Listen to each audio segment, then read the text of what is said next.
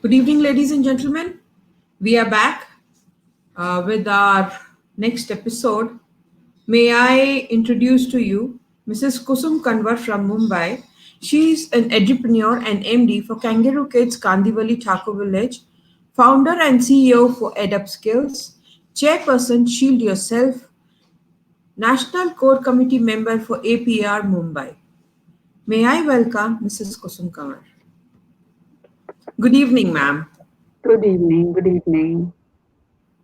How are you? I'm great, doing good. Really excited to be here, and fantastic to be in Dehradun. In fact, lots of people. I told them, I'm coming to Dehradun, and so this being a place where I belong to as well. I'm really looking forward to this lovely discussion with you. Thank you so much. You're welcome, ma'am. In fact, I am privileged to have you here. So, No, I ma'am, think it goes both ways. Yeah. Thank you. yeah, ma'am, my usual question that I ask everybody: what brings you into the education field? Like being from a naval Yeah. background and all that, like you could Mm. have chosen some other career also. I think this is the best. This is one, a teacher makes all careers, right? So it's like sometimes actors say that because they wanted to be a lot of things and then they became actors. So it's the same with teachers. So I think I always wanted to be a teacher. Initially, I wanted to be a doctor and then get into the armed services. But at that point in time, we didn't have any open categories except, joining through AFMC, which I could never clear. And then I always wanted to, I think, be a teacher. And if you ask me, this is the only thing I think I will always remain a teacher all my life. In fact, what I feel is a teacher is an eternal learner. Absolutely. And look at us So, here. ma'am, yes, because what is happening is like everybody is finding new ways of teaching these days because of the lockdown and the pandemic that's going on. So, ma'am, how would you hold this perspective of being so strong in yeah, you, because I, as much as I know you, you are a pro in education. You do what comes to your mind and you implement it on the kids, and that is how the kids in your school always remember you, and that is how they love you, and that is how they get along with you. So, ma'am, why do you hold this perspective so strong that whatever you are thinking, that is perfect? Um, it's not what I'm thinking, but I think this is the right thing to do at the moment.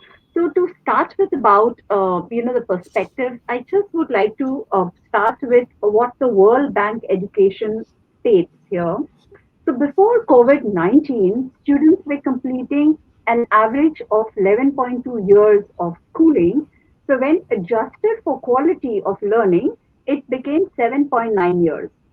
So now new reports find that lost schooling to combat COVID-19 during the school closures temporarily for 5 months could result on zero point 0.6 years of schooling adjust for quality, and that is huge for children to lose this kind of Exactly. learning or education. So none of us here or out there is sure when the schools are going to be in the unlock mode, right? So while we know that this impact of this virus will be far reaching, what might it mean, in the longer unlock mode for schooling?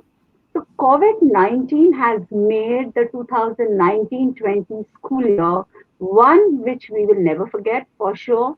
With no notice or preparation, the teachers were pitched into turn to online teaching, which we all know and which they're performing courageously. This isn't just my assessment, it's the consensus of many students and parents who have shared with me the experiences, the learning from home via technology. And also, I'm sure of all our viewers today, all the participants who are here with us today to agree to this. Now, let me add that today, all supporting parents from the three states have taken the tweet, this hashtag tweet storm by right hashtag again right to learn on Twitter. So all my friends listening in right now, kindly do so till 6 p.m. today, because this hashtag right to learn is going to be very important for us, because it's impacting us all in these three states because of no online or virtual learning that is happening. So schools are shut, and we are saying if you cannot go to school, bring your schools home. So I would like to That is begin what with our our topic littlest is today. citizens. That's what our Pardon? topic is today. That's what our topic is today. Bring schools home. Bring schools home. Absolutely. So I would like to begin with our littlest citizens, right? Because it all starts from 0 to 5 years, or from your preschool and kindergarten. For all of us, this we can't just. It's like coding. We have to go through every stage in Exactly. life. I would like to begin with them. So our early years, teachers, when they open, we open our doors of our homes and our hearts and minds. And I'd always like to say this at every forum, because I want to acknowledge the way they have all, risen up to this cognitive flexibility, and they're doing this day in and day out. So some states like mine have received the SOPs on no online classes, right? So only video teaching and radio is allowed at the moment. So we educators are now scrambling to take up this challenge as well. And our video teaching home-based learning continues. So though we are still figuring out how to use the radio part of it, we are still continuing with our video, but we don't know how to use the radio. But we still await this positive communication from the department for further guidelines to restart. So as soon as possible, it is very important to restore, to give children structure and routine in the face of this total chaos, and we need to get normalcy as soon as possible. So, well, Exactly. COVID and work from home mode has changed it for all of us. For all of us as teachers, for all of us as parents, and for all of us as as children as well. So that's how the perspective is. Right. Ma'am, before we understand how to bring schools home, what will happen if school doesn't happen for a few months in the early years? Like, I don't understand what is the big deal that schools, if they don't happen for the early years, because early years kids are getting exposed to mobile phones, the radiations that are being transmitted through these mobile phones, and like they're glued to the mobile phones for 2 to 3 years. They're just continuously looking at it like this, and their Yes. eyes are getting strained, their bone, their neck bone, their backbone, everything is getting strained. What if it doesn't happen at all? I don't know why. I think you'll be the best person to Yeah. So answer that. there's definitely a choice, but let's recognize, why is learning so important? First of all, in these early years. So, what I speak today is all research and neuroscience based. So, most of us know that about 90% of a brain growth happens in the early years, at the 0 to 5 years, right? So, at birth, the average baby's brain is about a quarter size of the average adult brain. So incredibly, it doubles in size in the first year, and it keeps growing to about 80% of the adult size by age 3. Understand, by age 3, it's 80%, and 90% nearly full grown by age 5. So just the first 5 years of a child's life are fundamentally important, and this is the foundation that shapes the children's future. So their future health, their happiness, it could be growth, it is their development, it's the learning achievements, at school, and also within the family, the community, and in life in general. So now more than ever in these unusual times, for this we need to activate the early years mind. So full support from the schools who are providing these this video learning or virtual learning for a blended remote learning to children is commendable.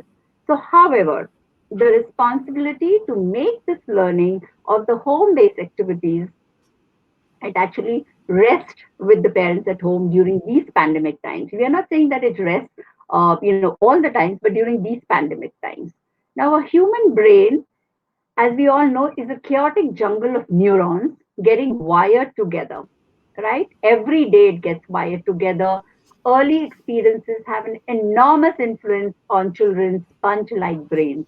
So, by providing everyday activities, that arouse your child's curiosity, you are actually helping to create those neural pathways, and you're exposing them to a variety of stimuli.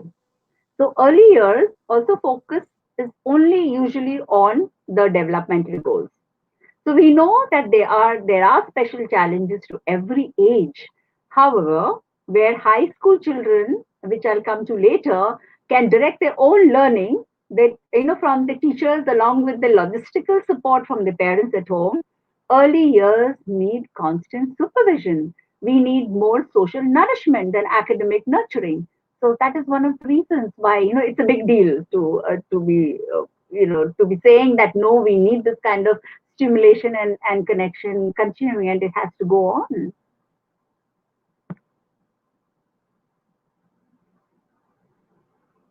I actually can't hear you. You're on mute. Is it clear now? Can you Yes, hear me now, ma'am? Yeah. yes. Okay. I guess this is going to be quite a gluing topic where all of us are going to be glued to our chairs and the screen. I would like to know, ma'am, what basic guidelines would you suggest for remote home based learning for early years? So, sorry, just to help us understand its impact, how it impacts. So I can tell you the story of early years at Kangaroo Kids Kandivali. That's my own school, and that helps because that is my first-hand experience there. So how the parents have brought these kindergartens home, in their own homes in collaboration with the school. So presently they are on video blended remote learning mode, each one of them within the safety net of their own home. The children cannot come to their kindergartens. We need to facilitate bringing kindergartens to their homes, right? Now, to start Right. with the ECA, that is the Early Childhood Guidelines, right? I'm associated with the Early Childhood and with Yes. paper, that's Association for Primary Education also. So that recommends giving the home school connection in three parts. It's very important for, all educators and also important for parents. Now, first, a connection is a teacher-child connection, right? That happens through your the face-to-face interaction that we do with them, online or through video chats. Now, and remote home-based learning activities that we suggest to a parent. So that's between the teacher and the child. Second is between the parent and the child. So it's a parent and child interaction. So these activities that parents can do with their children, okay, at home. Again, ensure there's no stress on academics. They can have fun videos to watch together on phonics, on numbers, games and activities. And these games and activities do not need to have any screen time actually. Then there is a third, you can say learning activity, a connection that we recommend, through ECA is child independent activities. Now, what is that? It's about doing home chores that a child can do with minimal help, or they can do a yoga. So today being International Yoga Day, so we wish everyone A a very happy yoga happy as International Yoga well. Day. As well. So they can do this with minimal help. So Early Childhood Association, we strongly recommend that the connection between the teacher and the child should continue even during the lockdown until these preschools or daycares open. This is important because we have already given you the three ways of connecting with the child. So we have got two at home, but that teacher connection is also very important. Right, right. So, like, ma'am, in my past discussions also, we have been discussing, promoting, and wishing that parents, teachers, they come on single platform to the betterment and development of a child.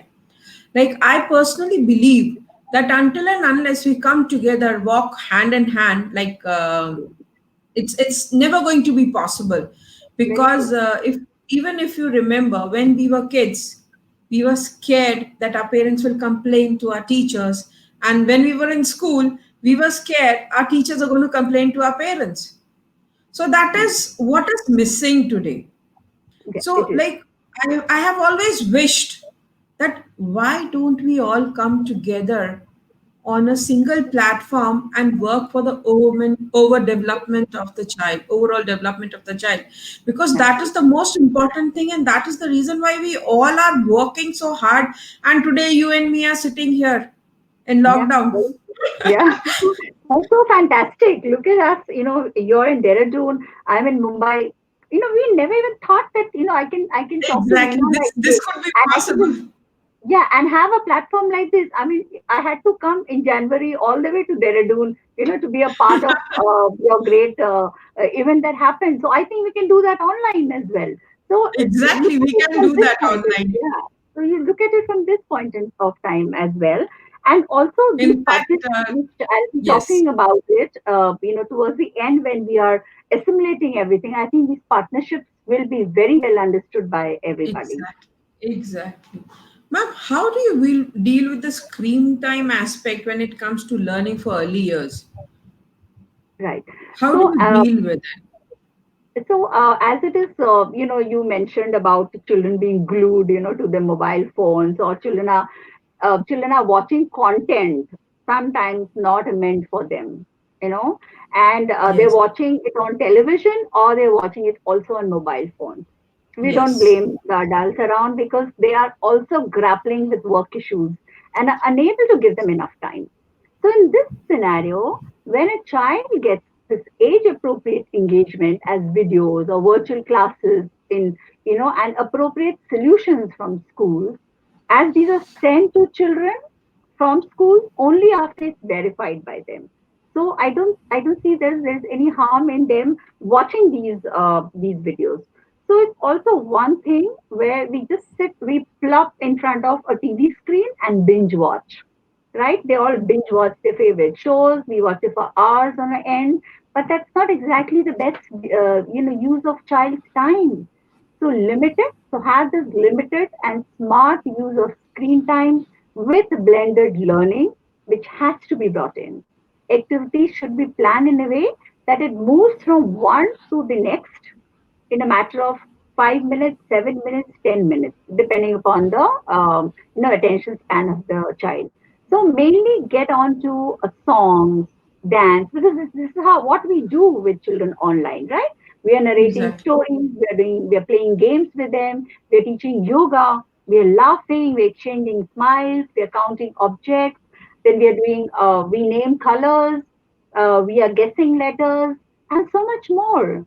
So this can be achieved through, introducing all this through play to children. As children develop their foundational, social, emotional, their executive functioning, their decision making and academic skills through play, and that can be achieved virtually with the teachers and parents at home. So often, Mhm. early childhood educators like all of us, we often act as facilitators to build upon children's natural curiosity, and we Mhm. inspire play. So play has to be inspired. It's not that go and play. So we are also curating spaces in schools with open-ended Exactly. materials that ignite the child's engagement with each other and their surroundings. So now at home or during these times, parents can do it as well. I Because I think thought it like was God has in a way yeah, given the workaholic parents a time who are not able to spare time for their yes, kids or give time absolutely. together. Their me time, their us time was completely missing.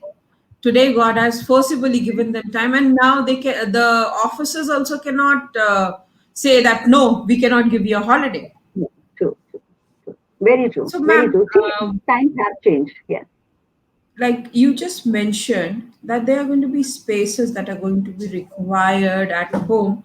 What kind of spaces will be required at home to bring schools home for preschoolers? Basically, we are discussing preschoolers preschools at the right moment. now. Yes, yeah. Yeah, Because the older ones don't require that. So I'll also come to that. they're all So, trained. They are nearly they, trained for it. yeah, so they don't require that. In fact, they require their own personal space. They don't require Exactly. spaces at home. So we can strategize here. We can do some design thinking and rearranging some corners of our home. and a few physical spaces that are around. So when you'll have the luxury of space, I'm talking about spaces in cities like Mumbai or Delhi or the metros. But Dehradun, of course, and also smaller towns have a plethora of, you've got the advantage of having lawns, and you can have so much more to do over there. So in schools, we teach children concepts, creating a lot of informal settings. Sometimes a kitchen corner, we have reading corners, we create these doll corners or doll houses. Now, a school is generally a model around four learning zones to the learners, right? As we all know, because all preschool practitioners will know, there's a physical zone where activities affecting your learning, your movement, that which stimulates your connections in the brain, right? Then is your social emotional development. There's a zone that's essential for our self awareness and development of our self esteem, right? The third is your cognitive and language development, which is important, that impacts the way children think, how they develop understanding and apply these to solve the problems. Now, fourth, very, very important again, is your cooperative learning zone, which focuses on how children apply this learned knowledge. So your homes already have all the informal settings, right? Where children have free movement to access these automatic surroundings. So, however, in schools, we need to create these. So, by just dividing your homes into zones is a game changer for children and for you. Example, you can have, a library area that can be created using throw cushions to have low seating, have storybooks at a height which could easily be reached by children.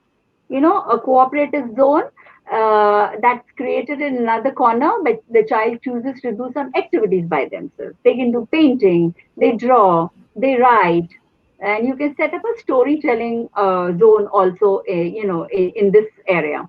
So every time children change their settings and physiology, in fact, even all of us, the moment we change our physiology, it helps stimulating and energizing our brains.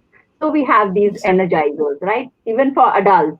So if I just break into a dance right now, so my whole system and my whole mood, is different and it's changed.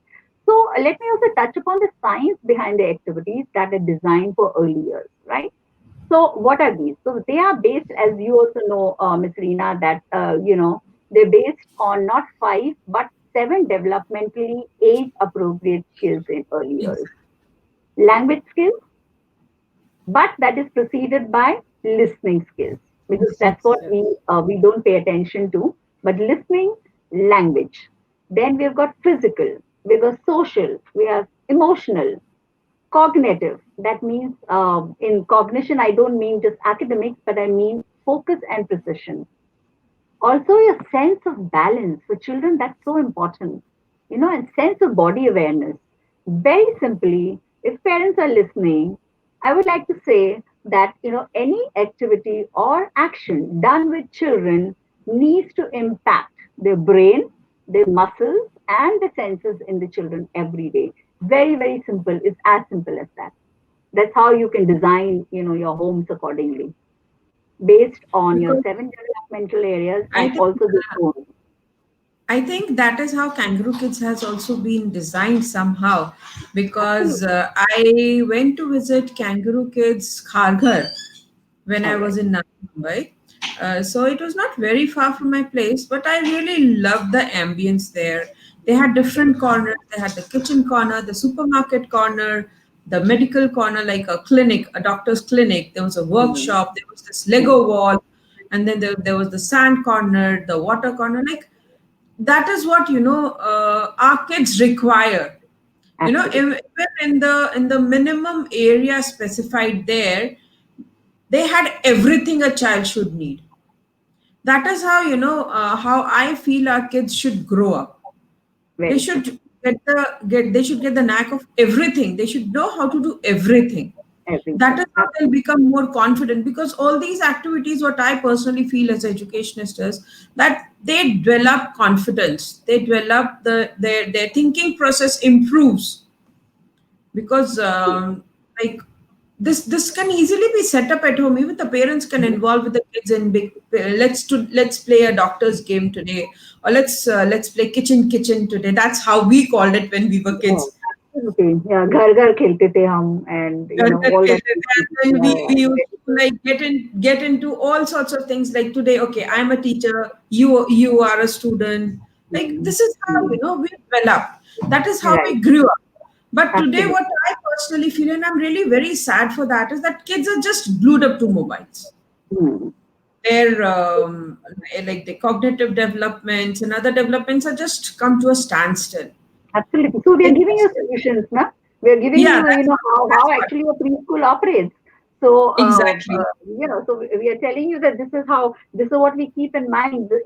Even a small thing like, even spaces, and what are the children thinking, what we'll achieve through this. Because I'll come to the activities later, and then we know that exactly how we curate all these things even in In school. fact, ma'am, I would request you, rather not suggest you, I would request you to please tell our parents to dwell, please tell some of the activities to students, for students, which I parents will. can get involved, and like they can do something that is very different, and they can send it to us, so that we can put it on our channel also, Yeah. and we can tell them that, see, this is what can be done for the kids. No.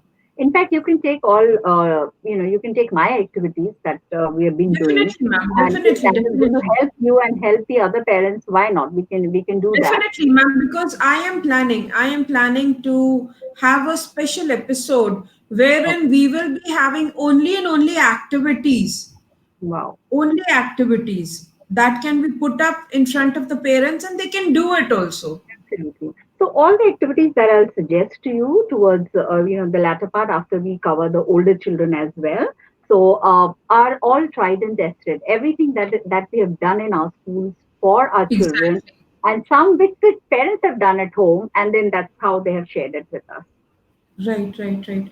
Ma'am, we have been discussing since past half an hour, we've been discussing about preschoolers. That is the formative year, of Yeah. the future of a child. And now, what when the child starts growing up? What happens for the older students? Right.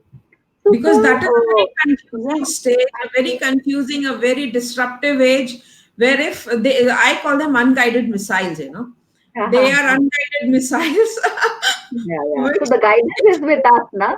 So that exactly, rests with us. So then I think somewhere they are not unguided.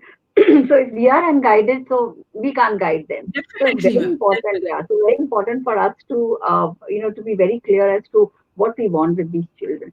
Now, with yes, these older children, for them, actually technology, like as we were talking about just before we started, as to how your son is eating away all your data, and he's playing and things exactly, like this.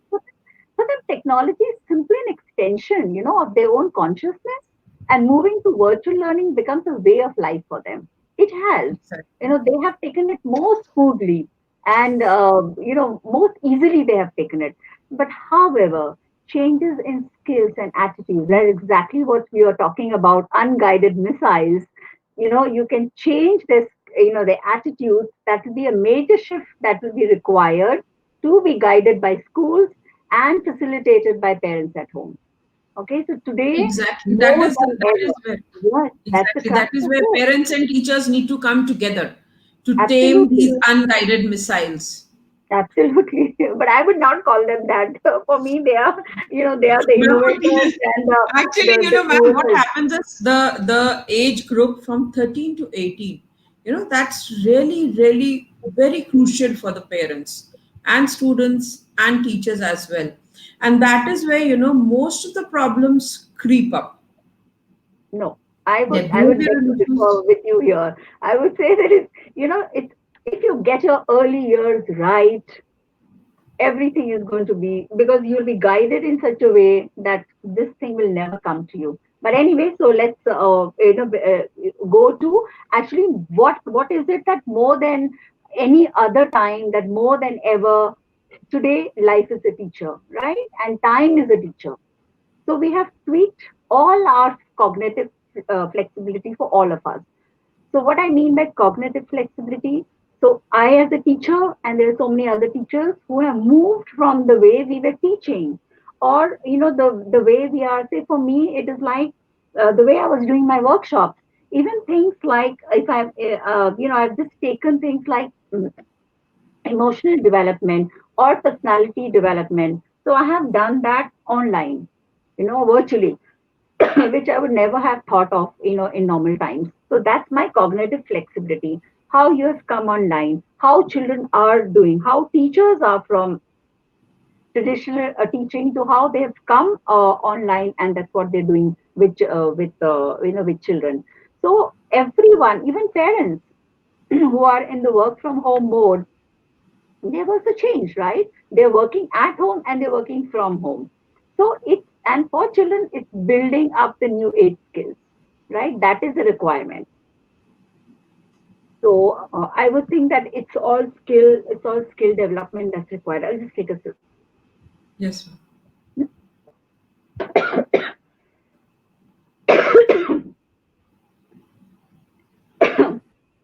So I think it's all the new age skills that is required and is Ma'am, published please, by please, the ma'am, you World can Economic rest for Forum. a while. You can rest for a Yeah. while.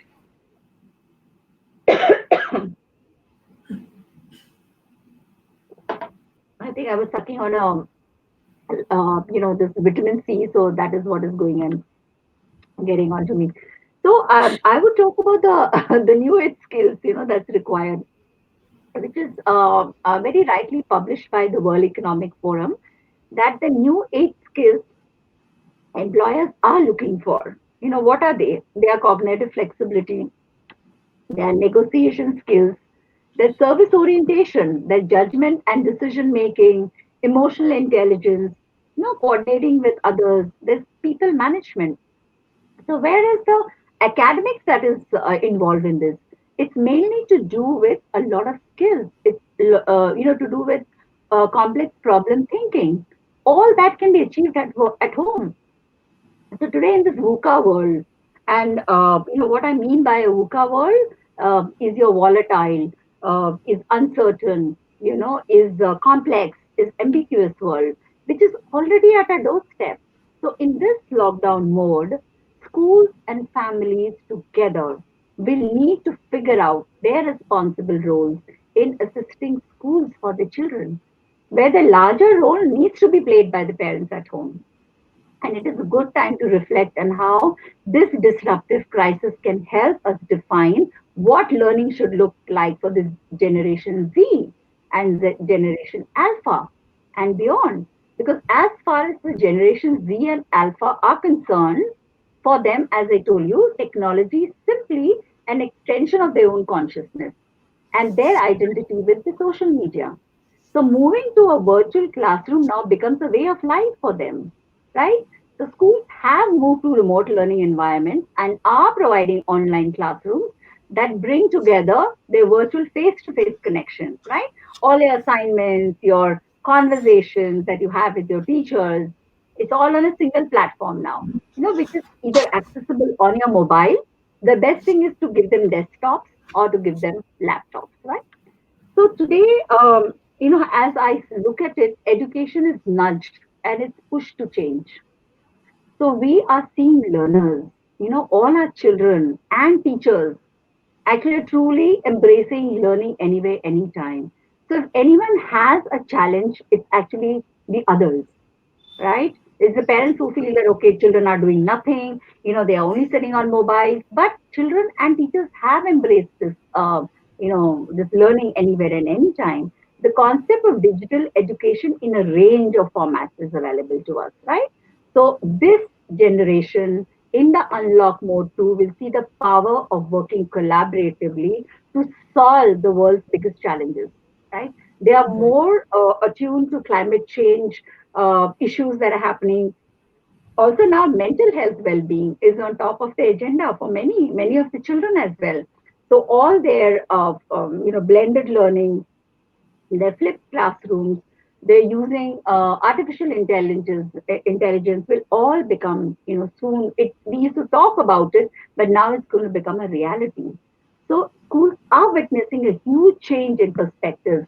And to help children continue to develop these skills, so rather than trying to recreate the school content by assigning extra worksheets, or I always say don't give them extra flashcards to make or textbook lessons. Parents need to support facilitation by schools at home. That is very essential because everything is changing, and children are they are as on your platform also lots of people have said that they are digital natives, right? They already are, and it's an extension of their own consciousness. So I would think that change has to come from us, from the adults. Ma'am, we have been continuously discussing about the changes that we need to make in our systems, in our methodologies, our pedagogies. How easy or challenging is it for the generation to embrace the change in methodology and pedagogies? So it is all about perspective again and our attitudes, right? So in this lockdown, the risk control decisions, you know, by the governments or by everybody, it has led to millions of students into a temporarily, let me know, it's a temporary learning at home situation, not learning at home mode. Now there are many signs that suggest that it could have it can have a lasting impact on the path of learning, that points at a lot of future transformations for children, also for parents. And homeschooling too can be one of them, right? So, parents, we need to be prepared for it.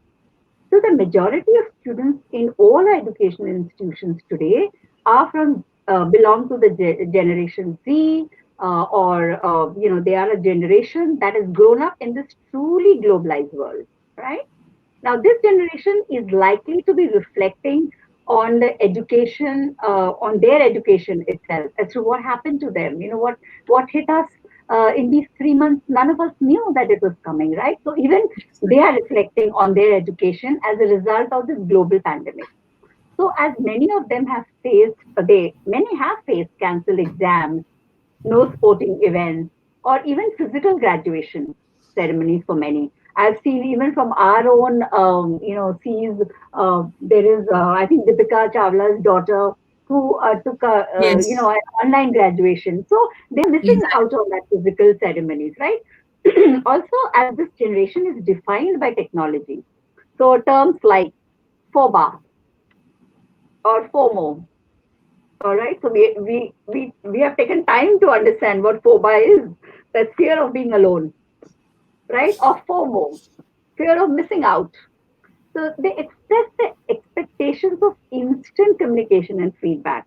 They're using instant messenger, they're using Snapchat, and they're using WhatsApp.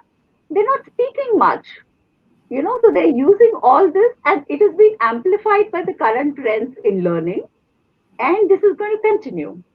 So, undoubtedly, education for Generation Z is deeply intertwined with technology. Generation Alpha, the children of the millennials, are the most racially, they are most diverse generation across the world, and in which technology is simply an extension, like I keep telling you, it's of their own consciousness. Okay, it's Conscious. it's being a way of life for them. So this is also a generation that sees the power of working collaboratively on on a lot of things like like climate change or mental health, and at present the collective responsibility. I've seen this with lots of children to self isolate and to protect older members of the community. When we are talking on different platforms on mental health, so there are lots of these things coming up where parents say that they don't listen to us. So the children are saying that parents are not listening to us. Because how dangerous it is for them to go out, or how dangerous it is to be moving out when when we all know that if they contact this kind of virus, it's not going to be very easy for them to get well soon. So they have this kind of collective responsibility. So we need to take that extra precaution as to how we guide our children. So that's very important. That's very important for us. That's really very important because there is no stop to this cases. The cases, if we look at the census, the cases are Right. increasing day and night. Day and night they are Absolutely. increasing. So, ma'am, what are the innovative ways in which we can teach our older students? Then you can tell us what activities to teach in the early years as well, Right. because both the even the preschoolers and the older students, both of them require proper guidance, proper way to spend their time instead of now I'll talk as a parent. Right. Right. Suppose I would definitely want that somehow or the other my child follows a proper routine. Right. But most of the kids, they want to get up at their own time, they want to sleep at their own time. If we tell them you have to be on time, like most of the parents have discussed it with me also, ma'am, we are not able to understand how to bring them on track. And what happens is, if we force them, no, you have to sleep, if we be dominant on them, they retaliate because they don't have anything to do, they don't have any place to go out, they are glued up. In fact, they are locked in the four walls of the house. And the only friend with them is they cannot go and mix up with their friends. The only friend is either mobile or laptop or TV. They are rather So, becoming more idiot yeah. box. They are rather becoming more idiot box addicts. Yeah, true. And I would say that partly we are responsible for it as adults, because the teaching life skills will be very crucial and pertinent at this point, right? So, in this ever Yeah. changing global environment where young people require resilience, they require adaptability. So, all this, what you're talking about, can be covered with these kind of skills. And these are the kind of skills that are proving to be essential, right, for us also to navigate effectively through this pandemic. So, how are we doing it? Where have we learned all this from, right? So, looking into the future, some of the most important skills that employers, like I've already told you, will be looking for creativity, will be looking for communication, will be looking for collaboration, alongside empathy and emotional intelligence. So, and being able to work across demographic lines of differences, right? And it's very important. So we need to inculcate these skills like resilience, adaptability, which will be crucial for the next generation entering work. Now, the curriculum content will see innovations to optimize learning. A hybrid form of education is emerging. And what I mean by hybrid is that which is a blend of online and in school mode for peer connection. And we as parents need to encourage that, right? We have to do these blended, flipped, and hybrid modalities. Now, further on, traditional in-person new learning modalities from live broadcast to educational influencers to virtual reality experiences will be order of the day. So let's start preparing, because if you and I can talk like this, why can't our children do that? Because we need to get them educational influencers who talk to them. Who are we are talking virtually, and we have reality experiences about it. And the innovative ways is, we can find innovative ways to make this COVID moment a teachable moment.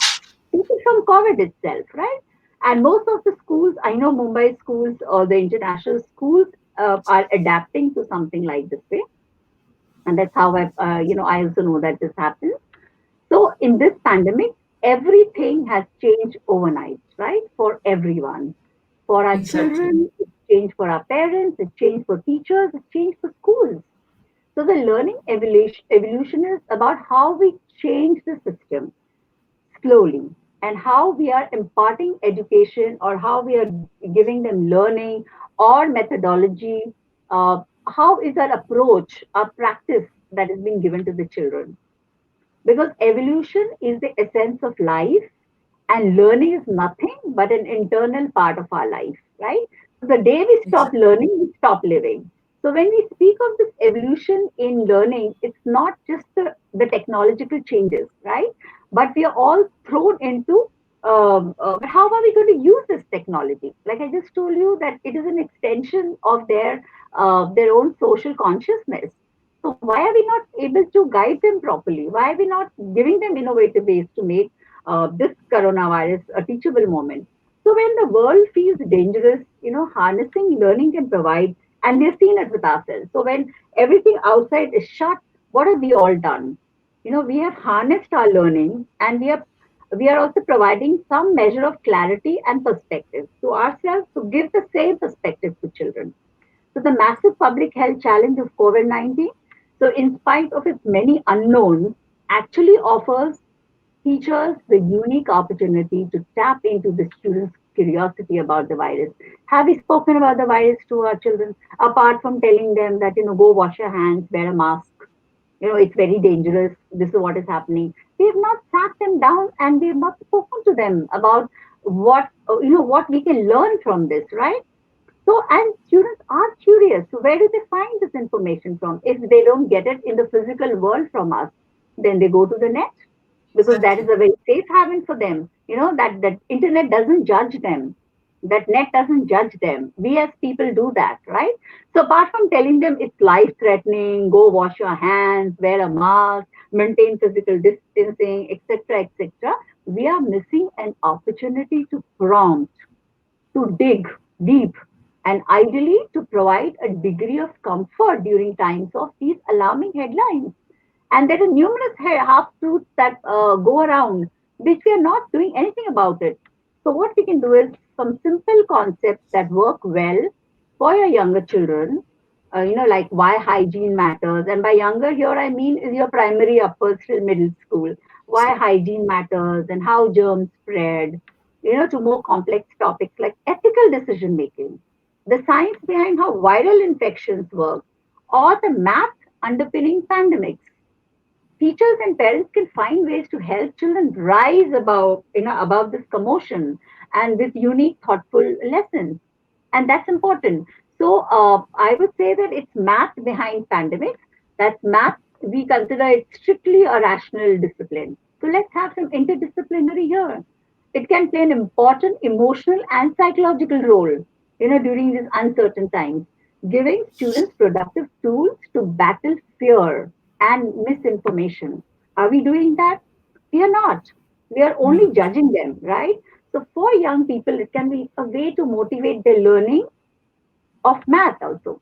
So there is Professor Wang, who I follow in his, what he does in his school. So I quote him here. So where teaching about exponential growth might have them, scratching their heads in the classrooms, now we can show that these models are being used in hospitals to calculate things like how many ventilators or how many hospital beds will they need. So in one scenario, Wang also uses the Las Vegas ground zero for worldwide pandemic, right? So he says that there are 40 million people who visit this little patch of land, and they stay there for a couple of days and then go back home. So he can ask students to evaluate the sources of information they're reading, and where possible, get them to think about how other disciplines such as biology or the social sciences that are involved in it. So the idea is to Exactly. get students to think like a scientist and consider the consequence of questions that need to be asked and answered in order to make sense of virus. Another is virology and biology. So you can complete a whole unit of virology related to scaffolding of learning that more closely relates to real life scientific inquiry. Why can't we do that? Then is journalism. Teach students to become storytellers, to find and tell the unique stories that exist as a result of living through this pandemic, right? In fact, you should think of getting some children to do the storytelling for you, you know, and correctly and interestingly, they will do it because it's powerful learning experience that not only helps to prepare your children to become, civically engaged. Because here we don't we are teaching them civics, but we are not letting them experience it, right?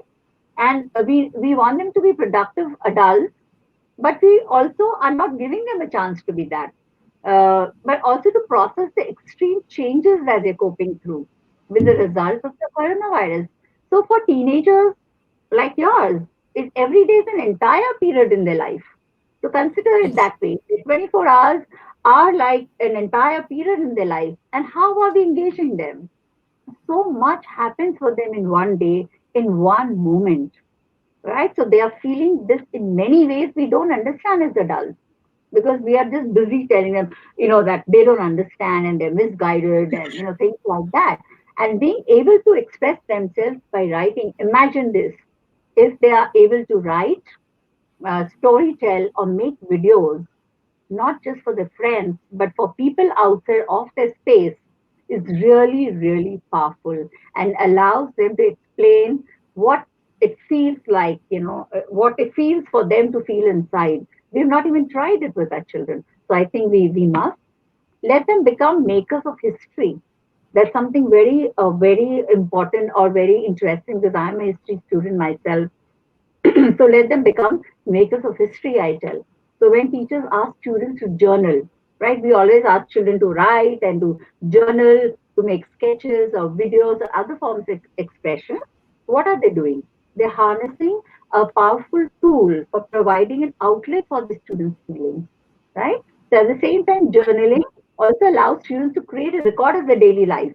Let's try it. I think you must try it with your son I and think for that's all that's parents. that's really going to help the parents as well, and as later I mentioned, unguided Right. missiles. By unguided missiles, I mean those kids whose parents are also working from home, who are not able to give time even being at home, because it's not that it's easy for the parents to work from home.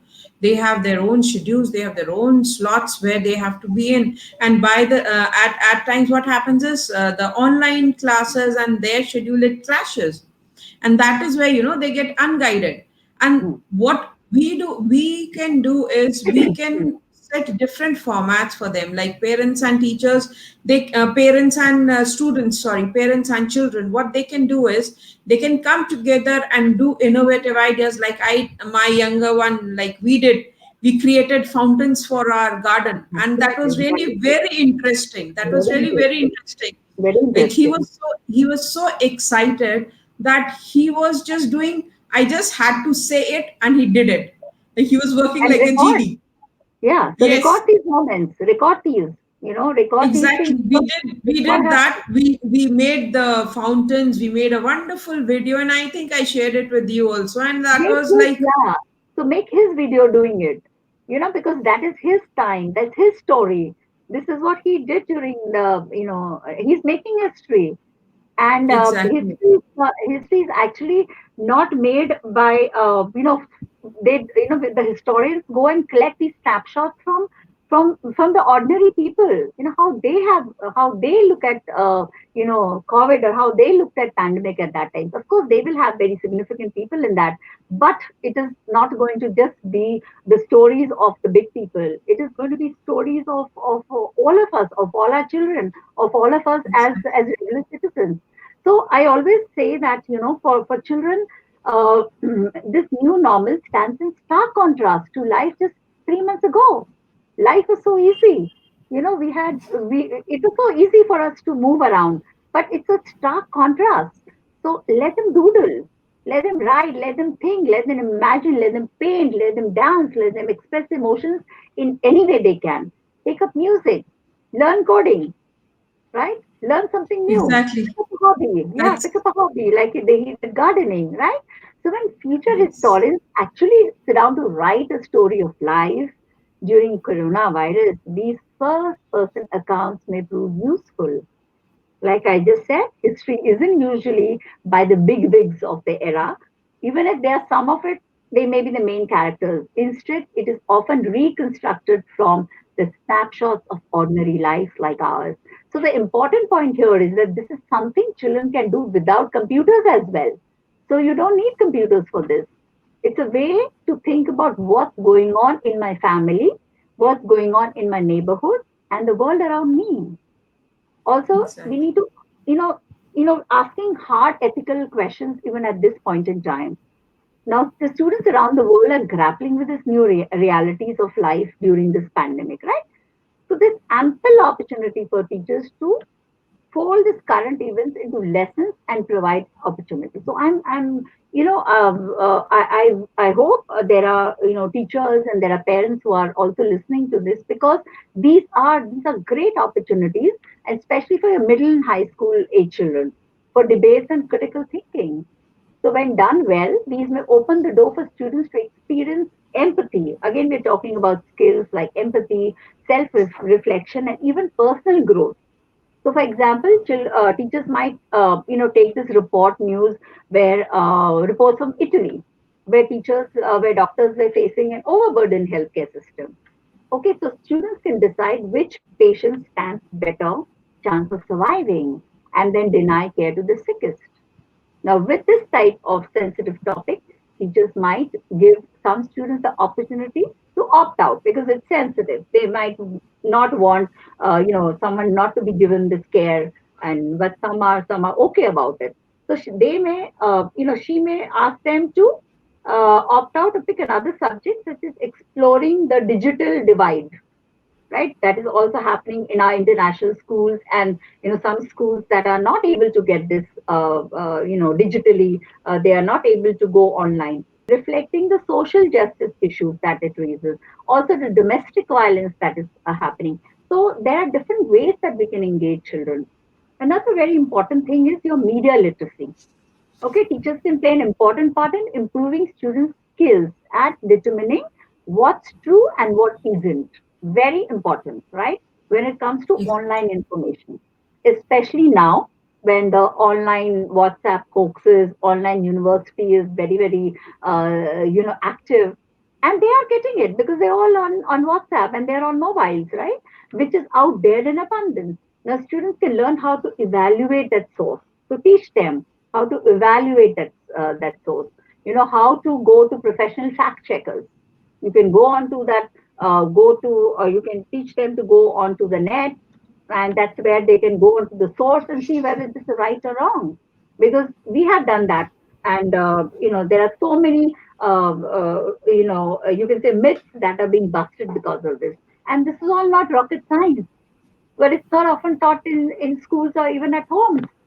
So let's not create a generation of bubble children who never develop the immunity needed to ward off these toxins that float around on their Facebook or on their social media feed, where students, or from their WhatsApp, from where they get their this kind of feed. So now you wanted to know something about the Yes, ma'am. earlier activities. Can I move on to that? Yes, ma'am. Please, So, please, ma'am. before I move on to that, let me tell you a very small story of a grandfather who's an 89-year-old grandfather, and I like to relate that mostly, on my platform because this is so powerful. So that is a grandfather's wish, for his grandchildren. So you might think that he wished them riches or successful careers, great health, great education, maybe even riches, and but no, his response was, I want them to be able to get back each time when they fall down. Isn't that what we want for all our children, right? That the strength of character, we want the skills for resilience, a warm toughness. The children need the skills to be empathetic and caring. They need to learn to manage their emotions very essentially. So we have the right time to role model it as parents. This is the time, and so let's stand up to it. Now, coming back to the examples of your home-based activities, I would like to recommend the blended remote learning manual by the ECA. And if anyone is interested, Miss Reena, they can write into you for in the chat, and also we can post it to them, right? Now, an Right. example. There are lots of examples. I'll just pick up a few, and also in art and painting, lots of examples. But I'll give you this blow painting technique that we can do as home-based learning. That's using a straw, right, to blow Exactly. paint on a paper. It's a very simple activity, but we can do it there. We've So, got sponge tapping also. We've got so many other painting. Like we've got yes, sponge yes, tapping. We've got fork painting. We've got absolutely. vegetable painting, thumb painting. Like there are almost 19, 20 of them, which parents can get involved and the child can really do wonderful. Absolutely. So why I take this glow painting is because it raises a lot of thinking and curiosity, and parents need to have that kind of patience because teachers do this in school.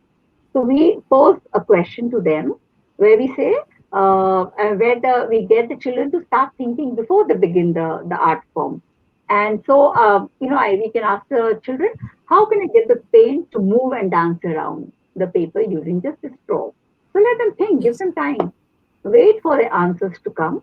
Keep it in mind that this technique encourages exploration, it encourages investigation and scientific thought, right? So the question encourages a conversation, and that's what will build your social emotional connection. It's a simple art with lots of fun for children, and you can engage your children from 10 minutes to 20 minutes in one activity and then move on. Also, storytelling, which is so important for all of us. So this is done in schools that can also be taken through, like how in schools we do active engagement, we do through dress up, we do dance with them. We tell stories through images, through picture books. We have math equations, we have songs. So these are the most fundamental ways in which we can communicate. So let's do that. And because we know stories help children to develop empathy, again, cultivate imagination, divergent thinking, and developing critical thinking skills. So, as learning and Exactly. skill building cannot stop, cannot pause for these few months, as children will lose about 5 to 10% of the brain development growth if we do not make the right stimulations and connections with them now, right? We can also do things like seed germination. It's a good time to do it during monsoons also. So when you're exposing your children to seed germination, it can be mostly casual conversations, okay, around seed germination and around sprouting. So the point to keep in mind here is on conversations that in itself is the most powerful learning tool. Your children, what are they doing? They're exploring, they're discovering, creating, and seeing a plant grow. So this is real. This is real experiential learning. Okay, growing your own microgreens at home. How great is that, right? So we can do a whole lot of these things, and also you can add in a few more if you want to do that. But I would say that let them have fun, let them play, and especially focus on physical activities. Let them throw balls, wash bikes, water plants, clean their own rooms, and this leads to a full day of not only physical development but Even also even social. involve them in we can even involve them in cleaning our cars, Very true. And why because not? it's And anything we are involving them, they're learning through it. absolutely. And then talk to And our them. It's main not that okay. exactly and our Yeah, main and our main motive is to just teach them how to face life, how to handle it as it comes. very true. Very true. Ma'am, right now we've been talking about the normal schooling and everything. Like, as far as I know, you have been involved with special education needs also. So that is a very sensitive and a very touching topic, wherein like not every parent is ready to accept the fact that yes, my child does have a problem.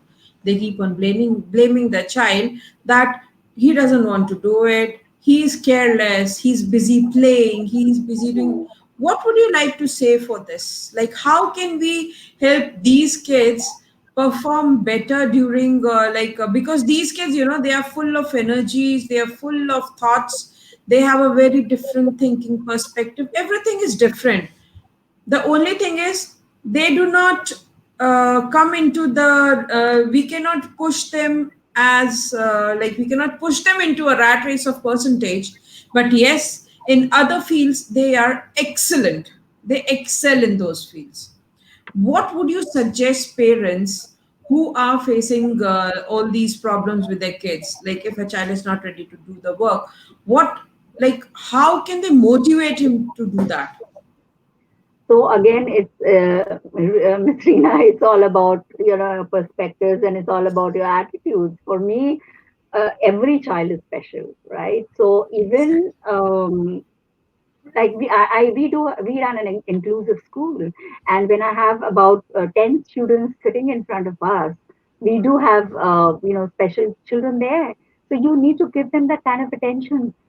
It's all about, it's very simple for us, when we because I'm not an expert in special needs, but I Sorry, do have a sorry to very special interrupt. corner. Why I Yeah, why I put up this question was because I know you had a inclusive school.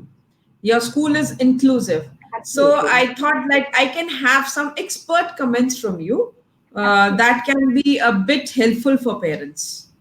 So I would not treat them any different. It is, it's just that they need more time. If if my mainstream child can do something in 10 minutes, I'll give that child another activity to go and do, and I will concentrate on on my one particular child. And if he's not getting by, just keep, have patience.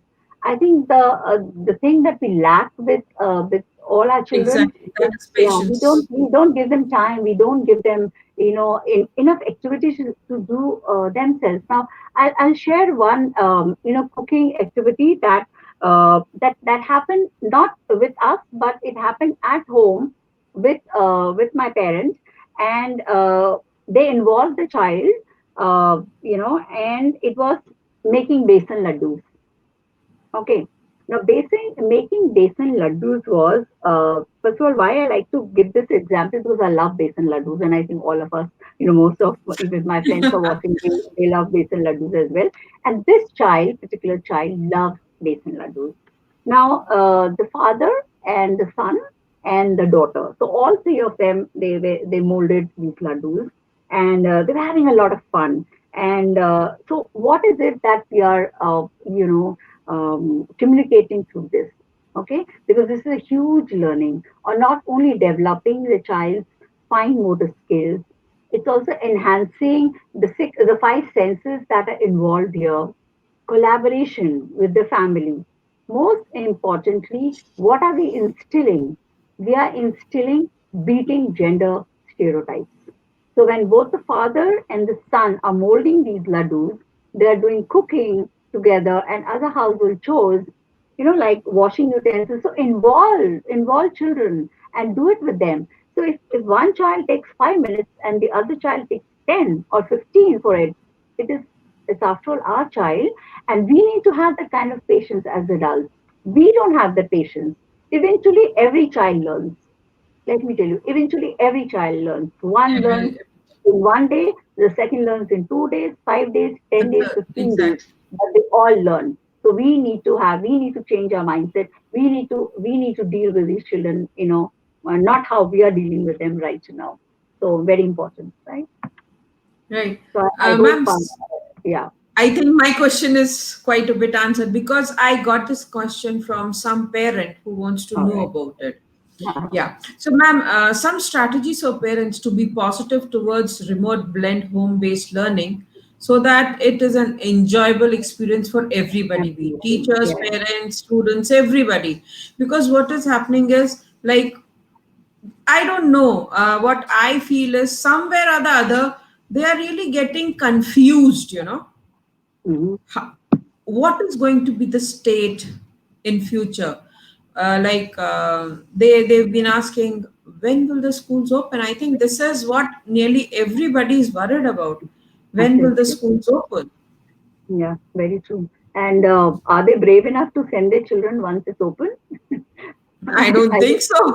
I don't think the right platform for me to ask, but are they brave enough? So that's why I'm saying that, get schools home, because Exactly. it's a very difficult decision. It's a very, if the government tells me to open schools tomorrow, I will open, but then the choice is yours. The main opinion is yours, what you want to do. Exactly. So, At least as a parent, at least I will not send my son to school until there is a solid background that says that yes, my child is safe. So it's not that the schools will not do everything to keep the children safe, but I don't know whether we are going to open them soon or not. But वो So हम लोगों when के we are talking, उसमें हिंदी में एक कहावत है ना, माँ बाप का दिल माँ बाप का ही रहेगा, चाहे कुछ भी हो जाए वो लोग उनको किसी भी तरह से प्रोटेक्ट करेंगे, and they will Absolutely. Definitely want that their child is in a safe zone. Though Absolutely. we will be doing our best to bring our kids back to school because we too are missing them. Right, true, true, true. Very true. So when you talk about the strategies, Ms. Reena, so children presently are cooped up at home. Okay, parents are also with them, and it's 24/7. So people are busy. It's a work from home and a work at home mode. So same thing even applies to me. I don't know how parents with small children are managing, because even I need to I struggle. A few days where some of my chores are left, because if I have to do few sessions like this, so we are unable to give them quality time, right? And we are at times irritable about it, because everyone's saying give them time, do this and do that, and everyone's saying that this is your time. Time we always want a time with our children, but now when you have it, why aren't you happy? Now understand, happiness in these crucial times for children is most important emotion, right? And Exactly. to keep children safe and healthy. This time will move on. This will go away, but they will. What will stay with them is how we make them feel at this time, right? So, like I mentioned earlier, it will help parents to borrow a few strategies from the early years educators, or all the other teachers. Okay, to get the best learning for the child at home. First of all, very important, like even you said, Ms. Reena, about maintaining schedules. Children need structure, okay, and schedules, and they thrive on it. This also promotes, by giving them schedules, you have also done one bit of it, one part of it, where you've sat down with them and created that, and then the next day they follow it. So you also have a little bit of a free time, okay, because this promotes independence in children as well. Also, you need to expect more from your children. Why I'm saying that? More in what sense? So in schools, we expect the children to pour their own water, to eat their own snack. We ask them to stack away their own plates, to hang up their own jackets. But at home, let them do it. Why are we doing it for them? In fact, ask them to help us. Okay? Resist doing for them what they can do for themselves. Make your Exactly. child more self sufficient. Also, don't redo what they have done, they've already done. If your child makes his or her bed, resist the urge to go and smoothen the sheets. ये ठीक नहीं किया, right? Let it be. They will eventually learn. Let your child solve simple problems. So when you give children a moment to solve things, you are creating the character building moments, right? Give them these little things to solve. Assign a simple chore. The goal is to make your child feel capable, contributing member of the family. Don't give them big things, but give them small things, so the accomplishment feeling, the feeling of achieving comes. So encouraging cooperation is achieved. Okay, praising children is the key. Children repeat behaviors that get attention, good or bad. So if you give them attention when they've done something bad, they will get your attention to always to do that bad thing, right? So good or bad, children repeat their behaviors. So develop also predictable routines. Children cooperate in schools because they know what's expected of them. They have a timetable. They know math is coming after, before English, or something is coming after math, and now they have to go and play. So why they cooperate in schools and not at home? Because they know what's expected of them. So the expectations need to be put on paper. Then give them advance notice before any transition. Because at school, we let children know when transitions are coming. Okay? So continue that at home as well. We don't say, okay, chalo, chalo, chalo, now it's finished. You've done this. Now move on to the other. So creating the schedule helps. Tell them, okay, now we're going to finish off with this. Give you another 5 minutes or 10 minutes, and we're moving on to the next one. Give structured choices. Just be sure, if you want your child to choose option A, you have to be smart here. Then your option B has to be less attractive. Don't give too attractive options for them, which it's Absolutely. hard for you to then give into both the options. Then avoid using if statements, right? So make requests in a language that assumes cooperation. When you put your crayons or complete your worksheet, you can go and play, and not if you put your crayons or if you complete your worksheet, you can go and play. Be very, very specific. Means you are very specific. You put your crayons away, you complete your worksheet, then you can go and play. Discipline effectively, as this is what as you need it. Your children are with you 24/7.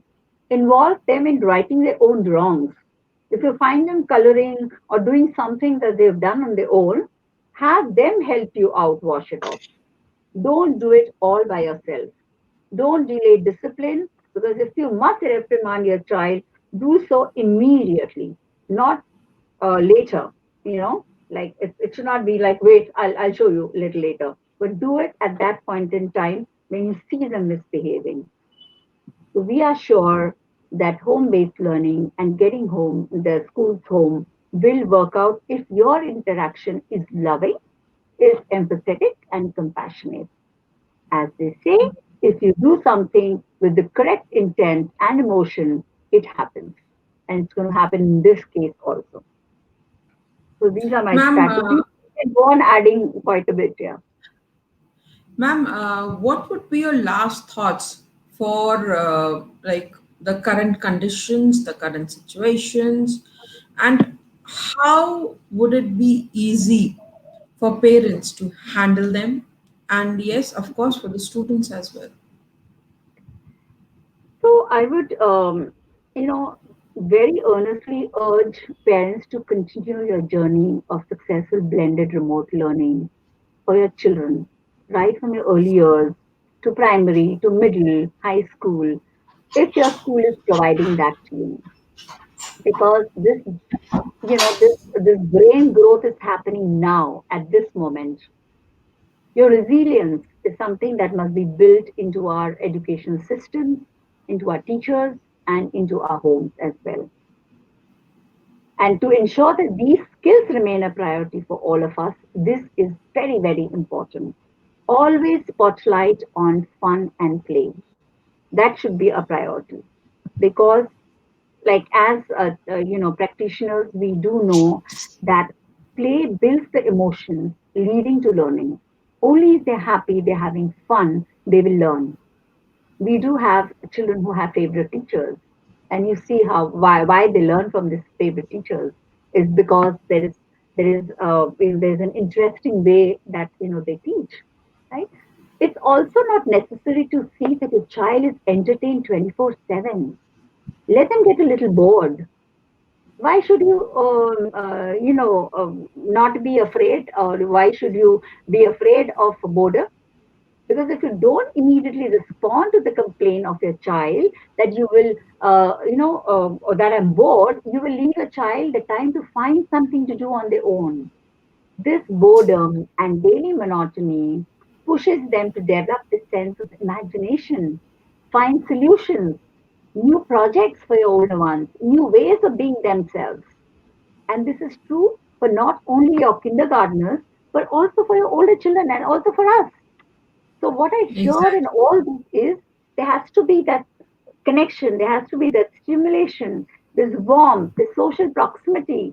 We can listen, we can laugh, we bring about all our senses together on one platform. So in these times, when there is no physical schooling happening, the blended remote learning that your school provides every day will help your child and you. The parents, bring schools home. If your children cannot go to one, keep the learning on. Don't pause these few months of learning and the developmental cycle in K-12 years. Need of constant stimulation and connection is needed. In a situation like COVID, which is evolving every day, so the interaction between all of us, that's your parents, your schools, and teachers, is imperative for our child, right? So, what we need to do is raising and educating our children that involves supporting their overall development and preparing them for life. which is, Definitely. as childhood or during these K-12 years, this is a blueprint of a life, as I always say. Everything from our attitude, everything from a character, our personality itself, of feeling connected, of feeling capable, of feeling courageous, or even significant, is everything we imbibe in these crucial growing up years. So, and my wish, through this platform, for also both my daughters and for all the countless karmic children that we touch in our schools, you, I, and all the educators who are here, is for them to get up, dust themselves up and move on every time the children fall. It's the biggest attribute a parent and an educator can give, to their child. So, in this everyday evolving pandemic challenges, no one person has a solution. I don't have it. I may believe in something. I may keep saying that and reiterating it, and with different on different forums with different people. But neither you have nor I have. You're just making an attempt to get to everyone and try to find a solution. So we need partnerships. We need relationships to thrive. So here, the parents, the schools, and the technology. We educators are keeping the attitude and positivity high for ourselves and our parents and our children. And we all are just a call away, is what I say to everybody. Just pick up the phone or just write to us if there is something. Here you have such a beautiful platform which Reena ji has created. So just write if you have any problems, we're here to solve it. So this is what I have to say. So at the end, thank you so much. I really enjoyed talking to you. I think we Thank you so much. we overshot everything, but I think it was very nice speaking to you, Miss Yeah, Reena. we've nearly touched every aspect, where we need to get the kids, parents, and everybody involved. In fact, during the entire session, you gave me two wonderful ideas. Like, one is to start a same session like this, a live session of storytelling and puppet shows, which I guess the kids are going to love.